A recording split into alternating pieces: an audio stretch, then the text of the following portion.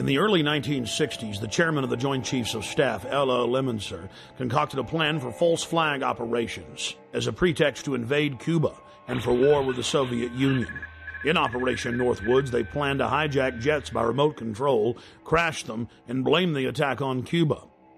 There were many other terrorist attacks they planned to carry out that were contained within the document. One scenario mentioned was the destruction of a U.S. naval vessel that was to be blamed on a foreign power as a pretext for war with any enemy they picked. President Lyndon Baines Johnson went operational with Northwoods on June 8, 1967 during the Six-Day War. During the Six-Day War between Israel and the Arab nations, the USS Liberty was sent by Johnson to collect electronic intelligence in the eastern Mediterranean. The clearly marked U.S. intelligence ship was 14 miles off the coast of Israel in international waters. A short time after the air attack had been completed, the 3 torpedo boats approached us from our starboard quarter at high speed and in an apparent torpedo launch attitude. Israeli surveillance aircraft flew low over the ship and clearly identified it as an American vessel. At 2 p.m. that afternoon, the USS Liberty was attacked by 3 Mirage 3 fighter bombers. From the onset of the attack, the fighter bombers were jamming U.S. signals. Not only were they jamming U.S. signals specifically, they were also unmarked, the only unmarked aircraft in Israel's arsenal. The fighter bombers strafed the ships with their cannons, dropped conventional munitions and napalm on the ship, repeatedly from stem to stern.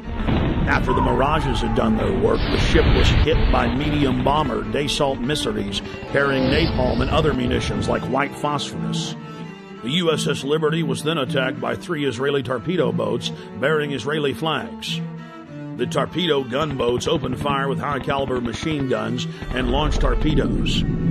A single torpedo struck the ship, blowing a hole in both sides, entering the ship and leaving a 30-foot exit hole when it exploded. Then the torpedo boats began strafing life rafts in the water, an international war crime. While all of this was happening, the oversized American flag flew clearly above the ship. The attack on the Liberty went on for hour after hour after hour. During the entire attack, the USS Liberty continually called the Sixth Fleet that was nearby, begging for air support or rescue.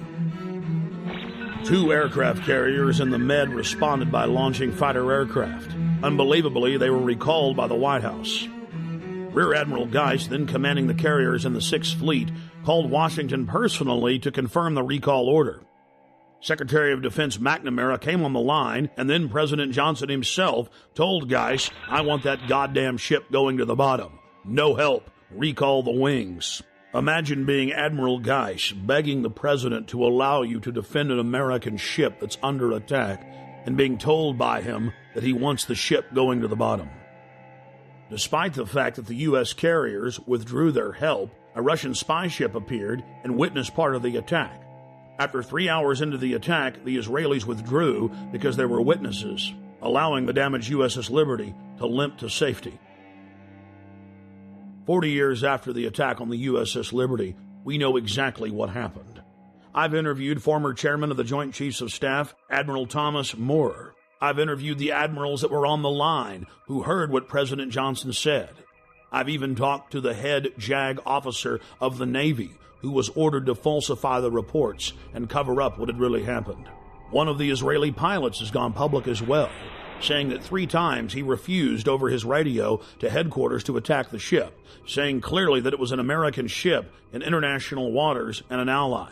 He was ordered under threat of court-martial to engage the ship. In a nutshell, this is what happened.